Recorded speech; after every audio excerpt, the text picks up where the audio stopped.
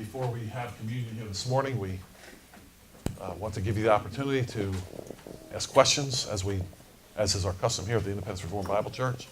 Who has the first question?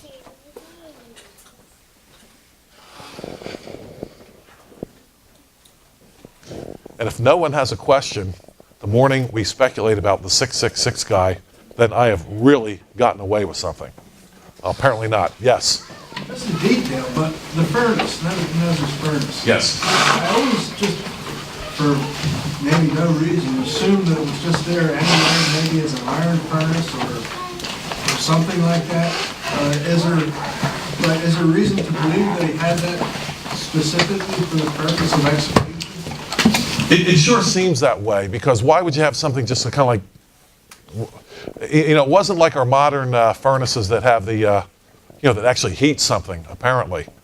It appears to have served no other purpose that we know of. Yeah.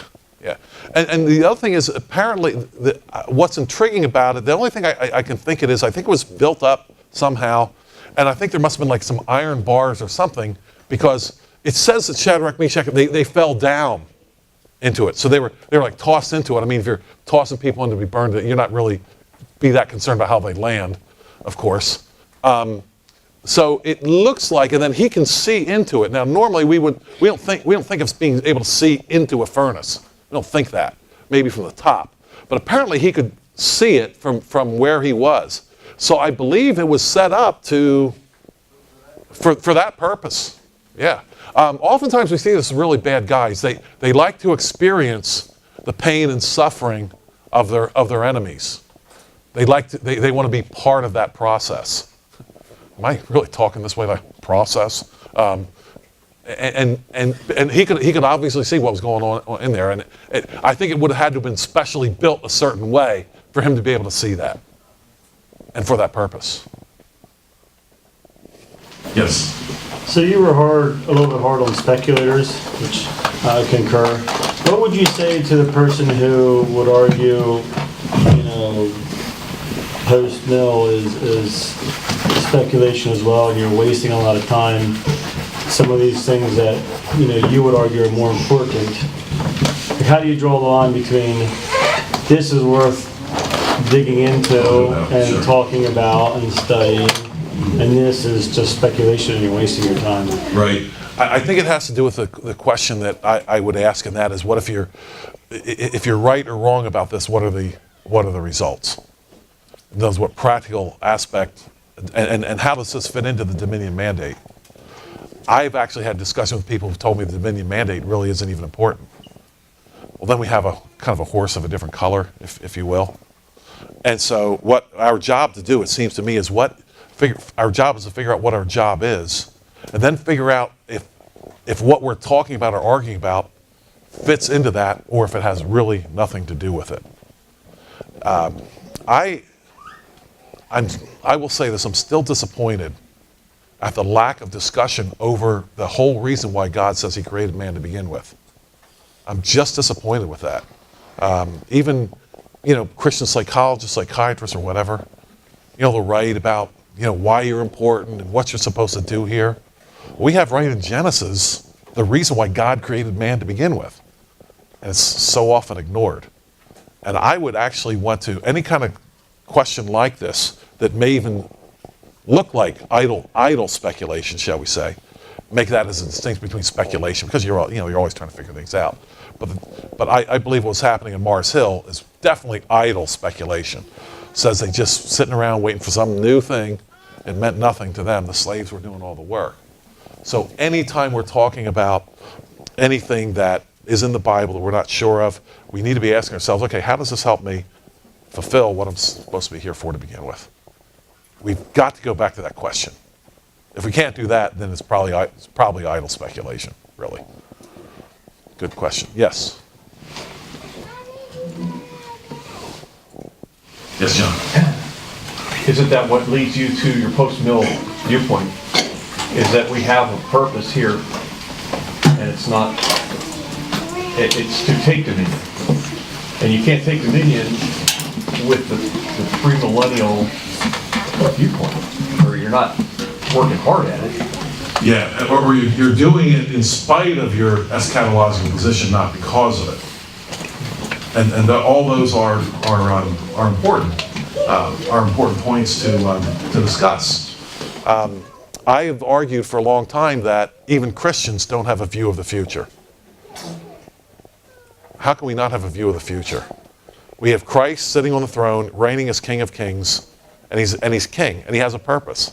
How can we not have a view towards the future? But we don't. It's amazing. Yes, Dave. So, people talk about the Antichrist, whatever you want to call it. They often attribute that to Revelation, to the beast and all that. Can you comment on the fact that that is never mentioned in Revelation, but it's only mentioned in 1st and 2nd John? That is correct. We use a term all the time called the Antichrist, a term the Bible never uses. John, in his, not in Revelation, but in his other books, talks about many antichrists. So the only time that term is actually used, it's used of multiple people who obviously existed at the time of John. Now, that application for us is very simple. There were antichrists then, there are definitely antichrists now. And we're supposed to be able to read John as what he has to say about him. And this is an important point. We were talking about that this week with some folks. It's hard, and we talked about that last week too. It's hard for us to believe that there are people who just hate Christ and just hate his creation. But Christ was very clear. The thief doesn't come except for 3 reasons: steal, kill, destroy. Now, my guess is everybody in here is not really thinking of, leaving this gathering this morning and how can I burn my neighbor's house down and sell his wife and children into slavery. This has not been foremost on your mind. But there are those who hate Christ, and that is foremost on their mind. And Proverbs talks about, we talked about that this week again. We say, I'm going to address this a little bit. We say, how can you sleep at night, right? That's supposed to be a term for, man, don't you have a conscience? Isn't your conscience bothering you? Right? How can you sleep at night? But Proverbs talks about people sleeping at night. Remember what it says? Remember that? Somebody here remembers. I know they do. What is it, Dan? They can't sleep at night until they've done certain wicked things. They sleep not unless they've done mischief. There are those like that. And I believe that's what John's point to us here in Revelation and in his passages are as well. There will be people you will come up against that they just want to steal, kill, and destroy. They act like animals. And they're worse than animals. And my concern about this type of speculation is, well, that's this really bad guy and he's going to be in the future. And I think we miss it that we have him now. How do we respond now? Because if this only happens sometime in the future, well, then let them worry about it. That's always the concern when you study these things. We either put it like way past and it doesn't matter, or sometime in the future and it doesn't matter. And my concern is with all the speculation, we miss what we're actually supposed to know now in 2000, almost 19. The Antichrist, far away. Yes? So are you saying that the Antichrists are anybody that is actively working against Christ and his kingdom? Absolutely. Do you all hear that? Can you say it a little bit louder? I was going to repeat it, but I'll mess it up. I was just wondering if you're saying that the Antichrists are anybody that is actively working against Christ and his kingdom. Yeah. The reason I brought it up is because so often we look at Revelation, we look at the beast, we look at Nero, we say, well, he's the Antichrist. Right. And I guess what I want He's not the to just Antichrist. point out is that John makes it clear who the Antichrists are, and that there's many, there's not just one. And I do believe that John makes it clear in his word that they will be continuing. He doesn't, I don't think the word makes it, that they're just in this time. Right. And so I just wanted to point that out, and it's very important because I think so often people, when they try to put a futuristic version of Revelation into play, the Antichrist, Yeah. is what you hear. Yeah. And people have this false notion that there's this special Antichrist. No, if you're against Christ, you're an Antichrist. Yeah. And I know we've talked about this before, and I'll only address it for 20 seconds, but it's such a problem. We take all the Old Testament, throw that out to some other era, has nothing to do with us, and then we take Revelation and throw that in the future.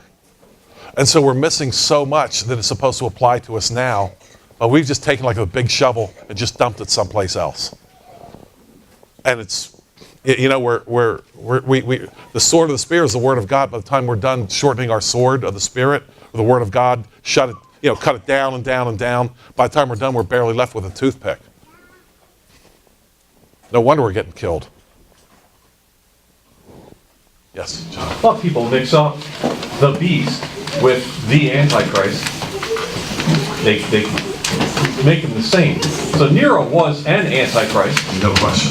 but he is the beast Right. Yeah. by many interpretations.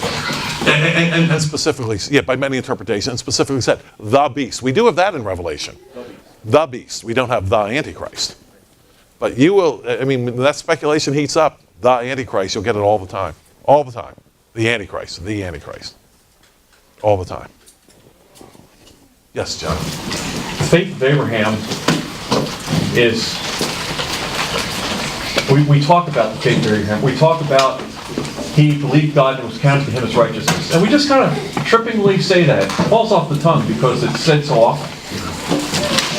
But I appreciate the point that you made this morning about how hard that was for Abraham to believe. And we should all be praying, I think, for that kind of faith. It's very, very difficult sometimes to have an unblemished faith like Abraham. And it's only by God's grace that we can receive that. Yeah. No, it's the grace of God that gives us the faith. But we see clearly that faith in God is highly rewarded and highly important to God himself to believe him. That's really important to him that we do that. No question. We consider ourselves so sophisticated now, and Abraham was a superstitious old guy from thousands of years ago. Wandering around the desert, what's he got to do with it? And superstition, and he just kind of happened to latch on to the right God. But it's more than that, way more than that. Yeah, he was a faithful man who believed God in spite of. You know, we often maybe could say we believe in God because of. He believed in God in spite of.